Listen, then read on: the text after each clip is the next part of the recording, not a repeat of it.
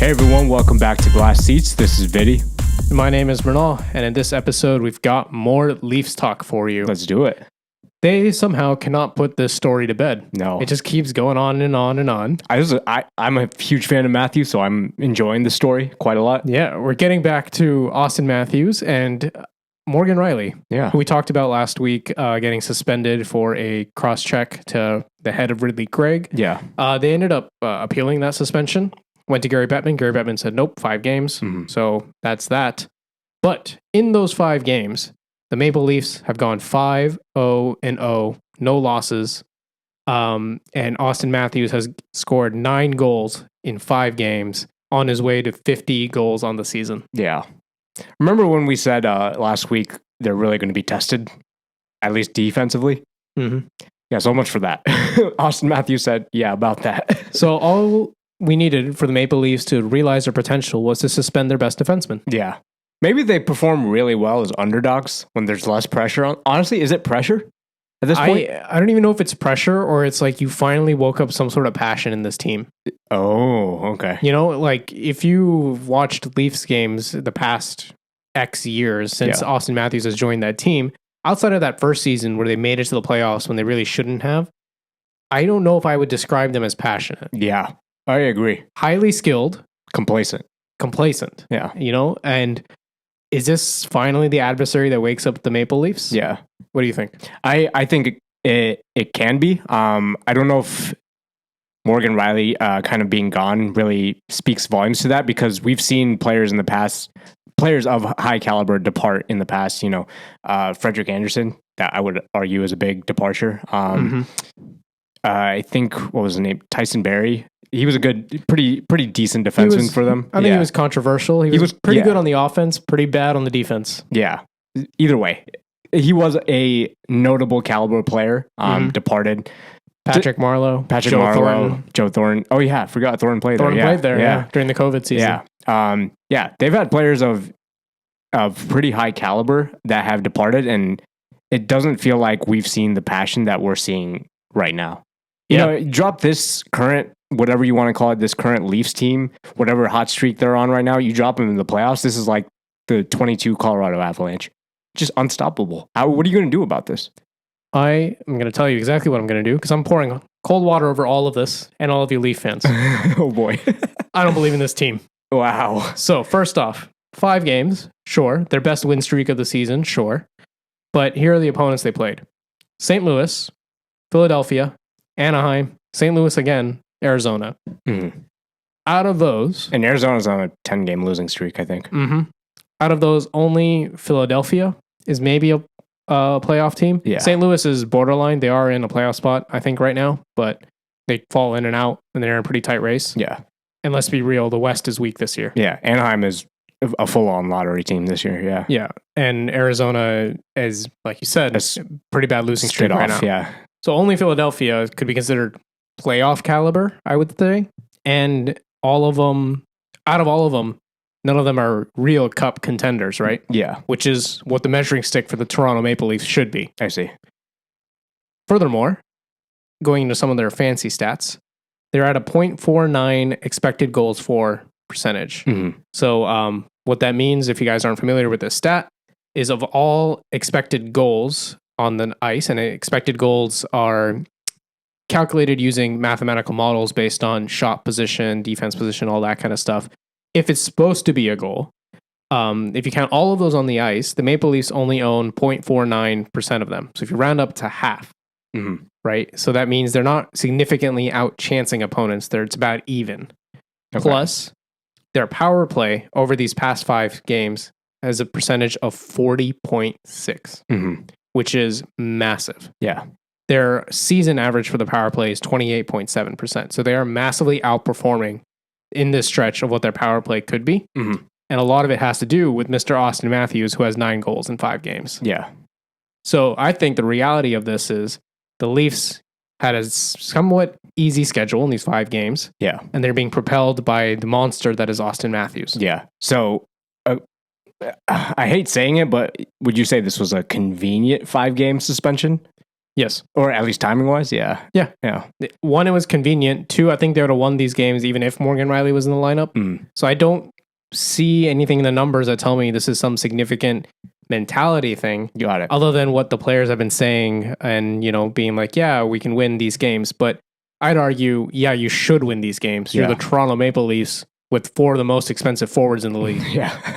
You should win these games. Yeah.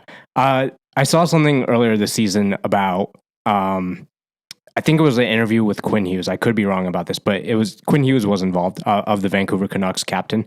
And he basically said, it's not good enough, the fact that we're winning these games.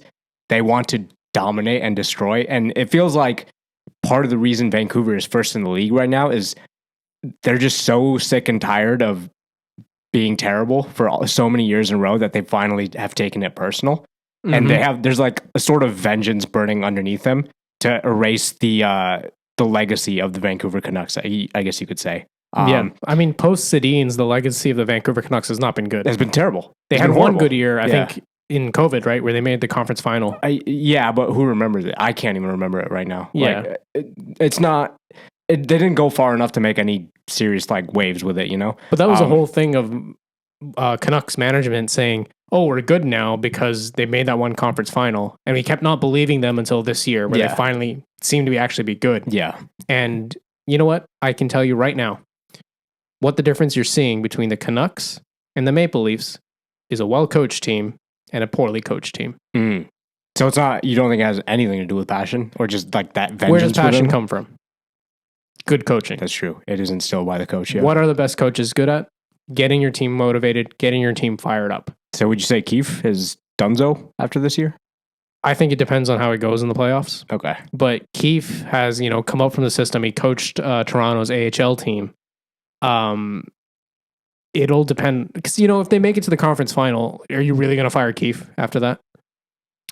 The question is, do you believe they're going to make the conference final? But this is hockey, anything can happen, right?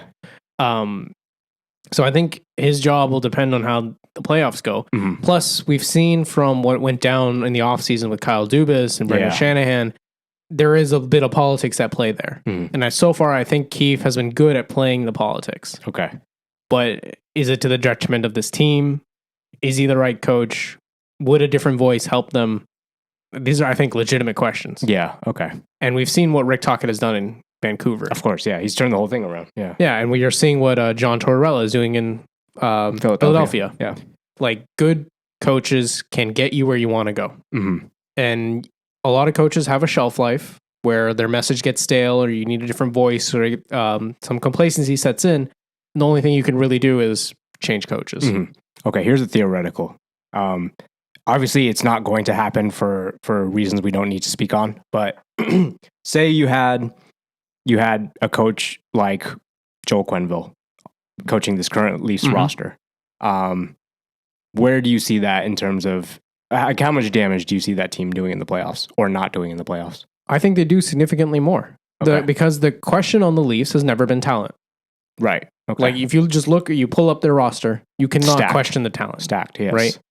It's always been being able to deliver when the chips are down, when you're under pressure, and that all comes down to coaching, right?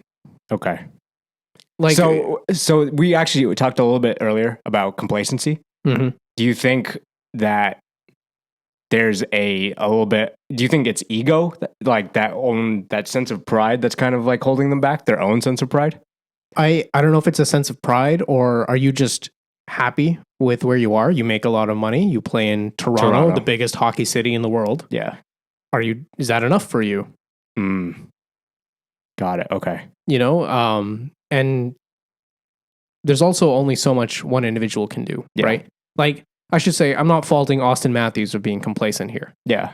Like, this is not complacent. He's got 50 goals. Yeah. What more do you want? Yeah. He's on track to beat Ovi's record, and Ovi's on track to beat. He is scoring at the same career pace as Ovechkin. I think higher. Yeah. Right now. That's unreal. Insane. And Ovechkin is on track to beat Gretzky. Yeah, that's what I mean. So, this is insane, this level of talent, right? To say that it's all complacency is not true, but there's a sense of it, yeah. But it's like, how do you rise against adversity? And yes, they've done it in this streak. But like I said, there are asterisks on this.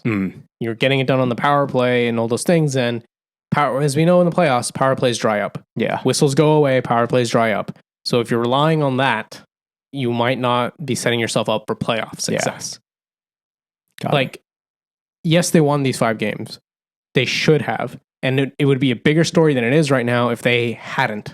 Oh, okay. You know, that's what I'm saying. Like, yes, good job, but this is expected. Okay. We shouldn't overcredit them, is what you're saying. I don't think so. I think we should, keep an eye out because they're going to regress. I expect that power play to regress. If it doesn't, that's what to keep an eye out on, right? Yeah. Morgan Rielly's going to be coming back. I was going to say, what's your thoughts, your reactions when he does come back? We'll see. I think their next game is against Vegas, right? Which is, I believe, tonight when we're recording this on the 22nd. Yeah, last I checked, they were doing pretty well. They were up 4-0, but I'm not sure what the score is right now. So that's a much better measuring stick. That's the reigning Cup champion, right? So how do you do against Vegas? How do you do against New York Rangers? How do you do against Vancouver? These are your Cup contenders this year. Yeah. And that should be your real measuring stick. Beating St. Louis twice in Arizona and Anaheim, like, come on. Yeah. You should. Yeah.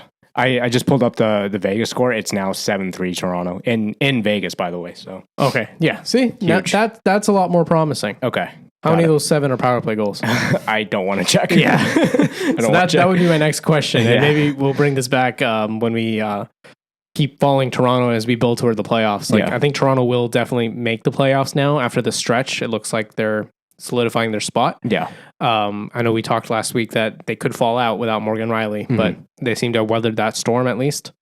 I think before we wrap this up, I think it's safe to say that the real test really happens when the puck drops at game 1. Yeah, it always has been. Yeah.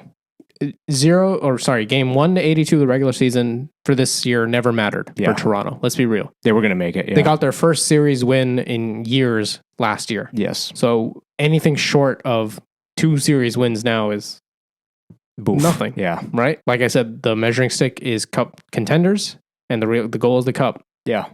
That's it. So it's Cup or bust here. It is Cup or bust in Toronto. Yeah. And we've said that a few times on this show. And every time more news comes out, it becomes more apparent. Toronto, this is your time. Let's see it.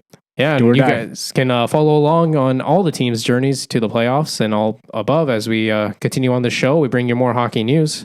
This is Glass Seats. We have episodes out every week. If you like this one, drop a like, subscribe. And if you're listening on audio, if you could leave us a rating or a review, helps us grow the show. See you next episode. Bye.